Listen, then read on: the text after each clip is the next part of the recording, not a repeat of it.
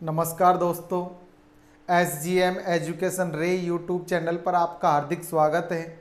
जैसा कि अपना इस समय जो बैच चल रहा है वो रीट मेंस फर्स्ट ग्रेड और सेकंड ग्रेड को टारगेट में लेकर, उनको आधार में लेकर चल रहा है। और हमारा जो इस समय प्रकरण चल रहा है, जो हम टॉपिक पढ़ रहे हैं वो है अपना विराम चिन्ह।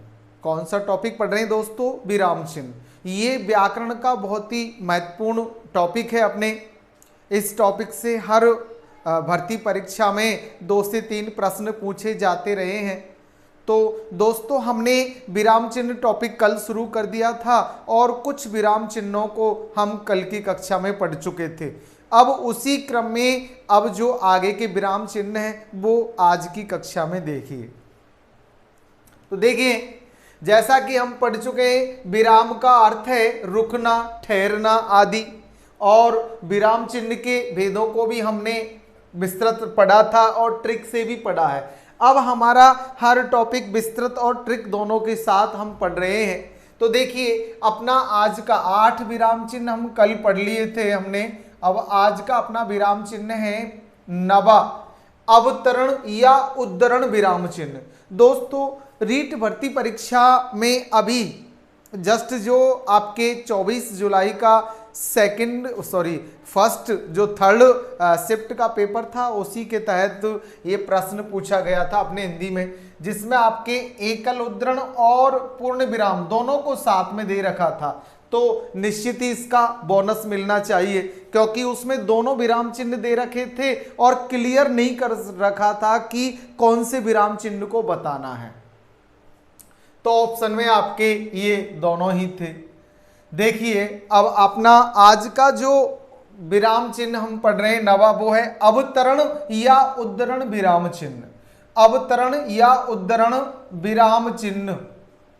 अवतरण या उद्धरण विराम चिन्ह। तो देखिए, ये एकल उद्धरण या एकल अवतरण कहलाता है और ये युगल अवतरण या युगल उद्धरण कहलाता है। ये एकल उद्धरण विराम चिन्ह है और ये युगल उद्धरण विराम चिन्ह है।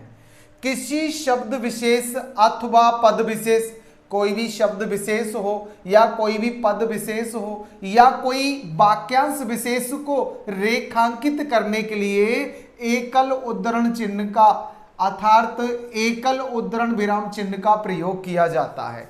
जब किसी शब्द विशेष को या किसी पद विशेष को या वाक्यांश विशेष को हम रेखांकित करें तो वहां कौन सा उद्धरण चिन्ह लगाया जाता है दोस्तों? एकल उद्धरण चिन्ह। ये एकल वाला उद्धरण चिन्ह प्रयोग में लिया जाता है। और किंतु जब किसी व्यक्ति या किसी व्यक्ति के द्वारा कहा गया कथन या व्यक्ति के द्वारा लिखी गई कोई कृति किसी वाक्य तथा अवतरण को ज्यों का त्यों लिया जाता है, तब वहां युगल उद्धरण चिन्ह, ये आपके युगल उद्धरण चिन्ह का प्रयोग किया जाता है। जब शब्द विशेष हो, पद विशेष हो, वाक्यांश विशेष को रेखांकित करते हैं तो एकल उद्धरण चिन्ह का प्रयोग होता है। और जब किसी व्यक्ति की रचना का या व्यक्ति के द्वारा लिखी गई रचना के किसी शब्द का जब हम अवतरण को ज्यों के त्यों उतार लेते हैं तो वहां आपके कौन सा उद्धरण चिन्ह लगाया जाता है दोस्तों? युगल उद्धरण चिन्ह। जैसे आपका पहला एग्जाम्पल है डॉक्टर पृथ्वीनाथ पांडे की कृति, यानी कि डॉक्टर पृथ्वीनाथ पांडे द्वारा लिखी गई जो रचना है शून्य से शिखर तक डॉक्टर अब्दुल कलाम अतीव चर्चित है। शून्य से शिखर तक डॉक्टर अब्दुल कलाम अतीव चर्चित है। तो पृथ्वीनाथ पांडे की रचना का नाम है शून्य से शिखर तक अब्दुल कलाम, ये बड़ी चर्चित रही। तो ऐसे किसी पद विशेष, किसी रचना विशेष को जब हमें क्या करना हो दोस्तों, किसी इन्वर्टेड कॉमा में या उद्धरण चिन्हों के मध्य डालनी हो तो वहां कौन सी लगाई जाती है? एकल उद्धरण चिन्ह।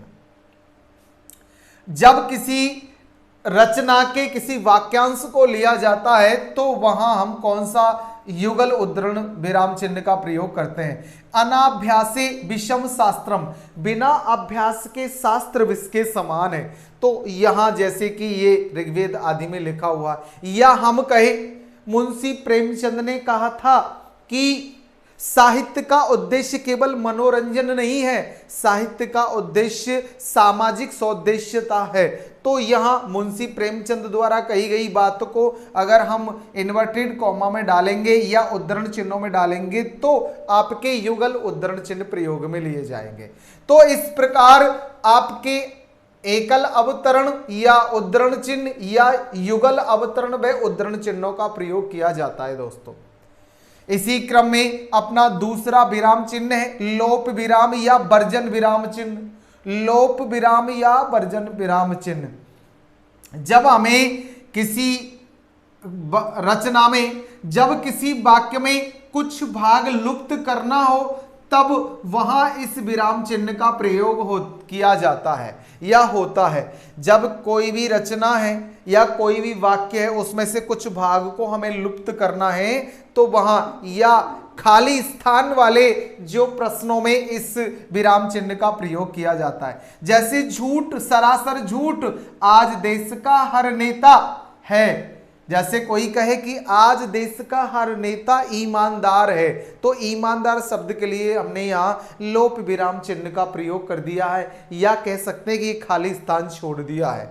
इसी क्रम में मेरा बस होता तो मैं इन शव को उड़ा देता, गोली से, बम से या बंदूक से या तोप से उड़ा देता।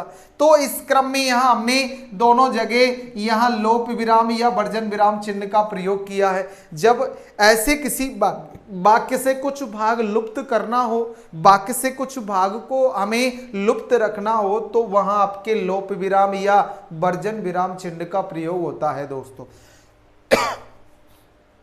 इसी क्रम में तीसरा विराम चिन्ह है लाघव विराम चिन्ह या संक्षेप विराम चिन्ह। लाघव या संक्षेप, लघु करना या संक्षिप्त करना, छोटा करना। किसी शब्द या पद के संक्षिप्त रूप के बाद लाघव विराम चिन्ह अथवा संक्षेप विराम चिन्ह का प्रयोग किया जाता है। जब किसी शब्द या किसी पद को संक्षिप्त करना हो, छोटा करना हो दोस्तों, तो हम लाघव विराम चिन्ह का प्रयोग करते हैं। जैसे देखिए पहला उदाहरण, doctor of philosophy. Doctor of philosophy को अगर हमें शॉर्टकट में लिखना है या तो वहां लाघव विराम चिन्ह या संक्षेप विराम चिन्ह का प्रयोग होगा। जैसे PhD, P के साथ, H के साथ और D के साथ। इसी क्रम में बैचलर ऑफ फिजिकल एजुकेशन को लेना है तो बैचलर ऑफ फिजिकल एजुकेशन के लिए भी हम दोस्तों आपके लाघव विराम चिन्ह का प्रयोग।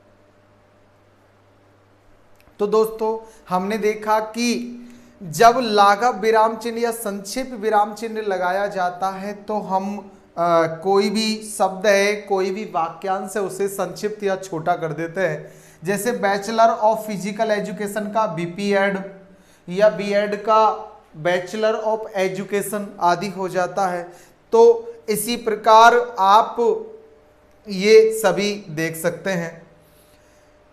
अगला अपना जो विराम चिन्ह है दोस्तों वो है त्रुटि विराम या हंस पद विराम चिन्ह।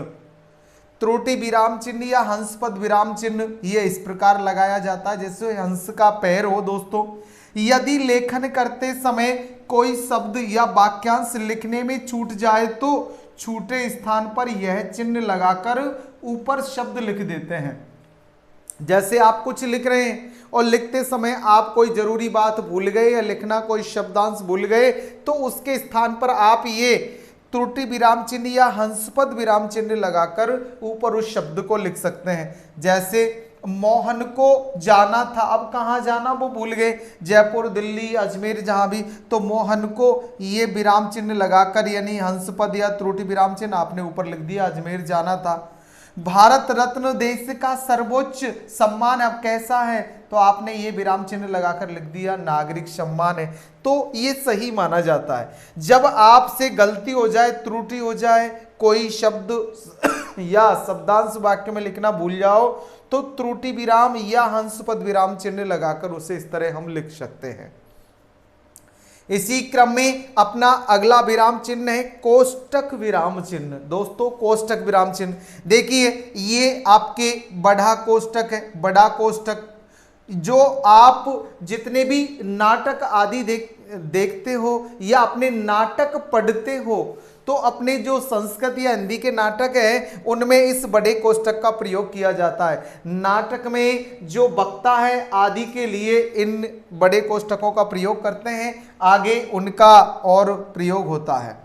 और मझला कोष्टक इसका गणित में प्रयोग होता है दोस्तों, हमारे हिंदी में इसका प्रयोग नहीं होता है। और ये छोटा कोष्टक जो आप हिंदी में अधिक प्रयोग करते हैं। जब लेखन करते समय किसी शब्द या वाक्यांश का अर्थ स्पष्ट नहीं होता है, तब इन कोष्टकों का प्रयोग होता है। जब भी आप लेखन कार्य कर रहे हैं और लेखन करते समय कोई वाक्यांश या कोई शब्द अपना अर्थ पूरी तरह स्पष्ट नहीं कर पाता है, तो हम इस छोटे कोष्टक का प्रयोग करते हैं। जैसे खद्दरधारी यानी कि राजनेता देश को गुलाम बनाकर छोड़ेंगे, तो यहां इस छोटे कोष्टक का प्रयोग हुआ खद्दरधारी के अर्थ की स्पष्टता के लिए। या दूसरा जो अपना बड़ा कोष्टक है उसके लिए देखिए दोस्तों, नेपथ्य से आवाज आती है, ये आपके नाटक आदि में चलता है। नेपथ्य पर्दे के पीछे के स्थान, वहां से आवाज आती कि लखन भय किस बात का है, शत्रु पक्ष को रौंदते आगे बढ़ते चलो। तो इस प्रकार आपके बड़े कोष्टक और छोटे कोष्टक का हम हिंदी में प्रयोग करते हैं, जबकि मझला कोष्टक अपने गणित या मैथ में प्रयोग लिया जाता है दोस्तों। इसी क्रम में अगला 14वां विराम चिन्ह अपना वो है तुल्यता सूचक विराम चिन्ह। जब तुलना की जाए, दो बराबर वाले शब्दों का प्रयोग किया जाए और उनकी तुल्यता दिखाई जाए, वहां आप तुल्यता सूचक विराम चिन्ह का प्रयोग करते हैं। यह विराम चिन्ह आपके जैसे हम बराबर लिख देते हैं, ये होता है दोस्तों। जब किसी एक वस्तु की तुलना किसी अन्य वस्तु से की जाती है, तो वहां दोस्तों कौन सा विराम चिन्ह का प्रयोग होता है, तुल्यता सूचक विराम चिन्ह का। जैसे गगन, गगन का आसमान, गगन बराबर आसमान। ऐसे ही 60 मिनट बराबर 1 घंटा या 60 मिनट बराबर 3600 सेकंड। ऐसे जब बराबर या तुल्यता बराबर बताया जाए या तुलना की जाए, वहां तुल्यता सूचक विराम चिन्ह का प्रयोग होता है। इसी क्रम में 15वां विराम चिन्ह है विकल्प सूचक विराम चिन्ह। जब दो में से किसी एक को चुनना हो या अथवा आदि जैसे हम प्रयोगों का शब्दों का प्रयोग करते हैं, वहां विकल्प सूचक विराम चिन्ह का भी प्रयोग किया जाता है। ये थोड़ा आधा ऐसा तिरछा डंडा खींचा जाए, वहां विकल्प सूचक विराम चिन्ह होता है। देखिए कवयित्री या कवियत्री, इनमें से कौन सा सही है, तो या ये सही है या ये कवयित्री अथवा कवियत्री, तो आपके ये सही है, तो यहां विकल्प सूचक विराम चिन्ह का प्रयोग कर देते हैं दोस्तों। इसी प्रकार पुनरुक्ति विराम चिन्ह या पुनरुक्ति सूचक विराम चिन्ह, जब किसी वाक्य में किसी समान वाक्यांश या शब्द को बार बार रिपीट करे या बार बार दोहराए, बार बार लिखे, उसकी पुनः उक्ति हो, तो उसके स्थान पर इस विराम चिन्ह का प्रयोग होता है दोस्तों।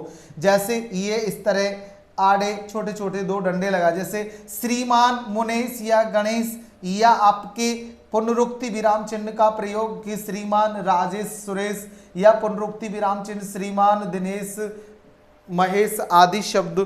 तो इस प्रकार दोस्तों हमने जो अपने विराम चिन्ह हैं वो टॉपिक लगभग हमने कंप्लीट पढ़ लिया है। कल आपने 8 पढ़े, 8 ही हमने आज की कक्षा में देखे हैं। जैसे अवतरण या उद्धरण विराम चिन्ह, ये एकल उद्धरण और ये आपके युगल उद्धरण होता है दोस्तों। इन चिन्हों को जरूर देखें। आप जब भी विराम चिन्ह पढ़े तो विराम चिन्ह के आगे उन चिन्हों को देखें, जिससे ये ट्रिकी है दोस्तों, जिससे कि हमें वो जल्दी से समझ में आ जाए या याद हो जाए। इसी क्रम में लोप विराम या वर्जन विराम चिन्ह इस प्रकार से लगाए जाते हैं दोस्तों। इसी क्रम में लाघव विराम या संक्षेप विराम चिन्ह ये होता है दोस्तों। जैसे पंडित जवाहरलाल नेहरू, तो पंडित के लिए आगे लगा दिया लोप विराम चिन्ह। त्रुटि विराम या हंसपद विराम चिन्ह ये इस प्रकार से लगाया जाता है दोस्तों। कोष्टक विराम चिन्ह, बड़ा कोष्टक मझला और छोटा कोष्टक मझले कोष्टक का प्रयोग गणित में होता है, बाकी बड़ा और छोटा हिंदी में प्रयुक्त होता है। तुल्यता सूचक विराम चिन्ह जिसमें बराबर का चिन्ह लगाया जाता है दोस्तों।